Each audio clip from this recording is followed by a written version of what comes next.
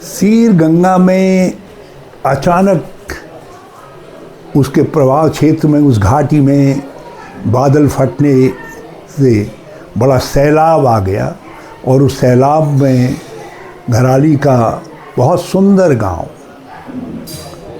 बहुत सुंदर खेती, आधुनिक खेती करते थे वो लोग। उधर होम स्टे आदि भी थे और सामने नदी के किनारे, गंगा मैया के किनारे भगवान शिव का मंदिर, अब और उधर छोटा सा बाजार, निर्माण कार्य भी वहाँ बहुत हो रहे थे। दिन का वक्त है, लोग बाज़ार में भी आए होंगे, होटलों में भी लोग हो सकते हैं, मोटल्स में भी, यात्रा लाइन पर वो घर है और साथ साथ निर्माण कार्यों के मजदूर और बाज़ार में सामान खरीदारी करने आए हुए लोग। अब उनमें अभी तो 4 के मरने की खबर की पुष्टि की है प्रशासन ने और काफ़ी लोग लापता बताए हैं। बहुत चिंताजनक स्थिति है। जितना मलबा दिखाई दे रहा है, जिस तरीके का बड़ा सैलाब दिखाई दे रहा है, और जो जानकारियाँ मुझे मिली हैं, मैंने मुकबा के लोगों से बात की थी, उन्होंने कहा हमने जब इसको आते देखा तो हमने सावधान भी किया, सीटी इत्यादि बजा करके, जो पहाड़ों में सावधान करने का तरीका होता है।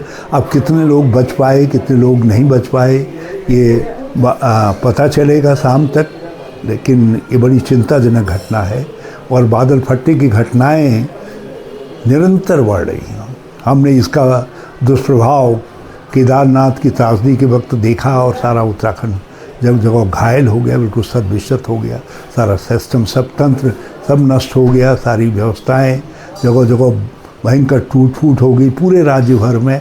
यहाँ तक कि बाढ़ के प्रकोप से हरिद्वार में कई ब्लॉकों में लोगों के घरों में छतों तक लोगों के मलबा भर गया। तो ये स्थिति सब देखी है।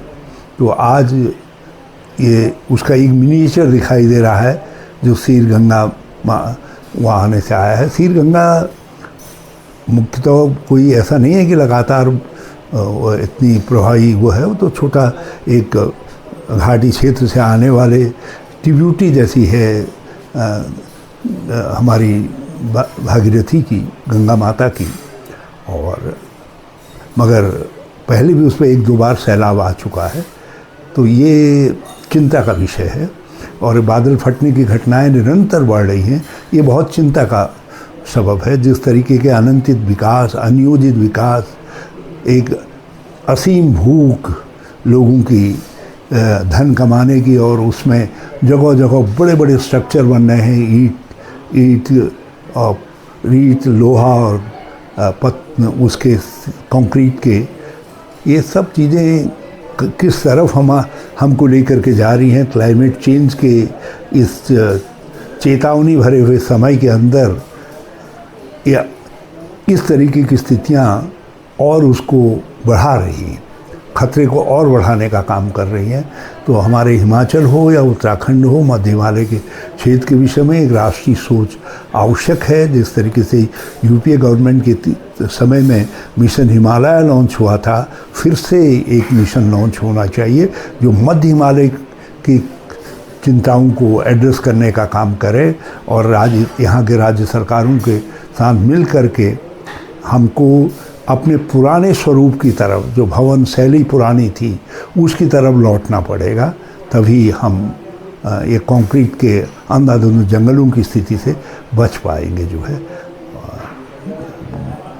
हमने तो इस पर नियंत्रण रखा था पूरी तरीके से, ज़मीनें भी नहीं खरीदने दी थी लोगों को, लेकिन 2018 के बाद सारे उत्तराखंड को ज़मीन खरीदने वालों के लिए खोल दिया गया। कहा जो जितनी ज़मीन चाहता है ले ले, और ज़मीन के भूखे लोग टूट पड़े और आज उनमें बड़े बड़े स्ट्रक्चर बन रहे हैं, वैधानिक रूप से बन रहे हैं, उनको सरकार रोक भी नहीं सकती है। लेकिन कहीं न कहीं जो सोच और समझ की गलती रही है, उसका खामियाजा आज उत्तराखंड को भुगतना पड़ रहा है और गहरा भुगतना पड़ रहा है। इस पर चिंतन होना चाहिए। और सीमांत क्षेत्रों में जो जल विद्युत परियोजनाएं हैं, मैं पहले से भी कहता रहा हूँ कि जल विद्युत परियोजनाएं नीचे बने, लखवाड़ व्यासी के लिए हमने प्रयास किया, किसाऊ बने, लेकिन ऊपर पहाड़ों में जल विद्युत परियोजनाएं बनाना जो है वो खतरे से खाली नहीं है, क्योंकि वो संवेदनशील हिमालय है। हम संवेदनशील हिमालय में के साथ जितनी छेड़छाड़ करेंगे उसकी कीमत जो है हमको अपने जीवन दे करके चुकानी पड़ेगी।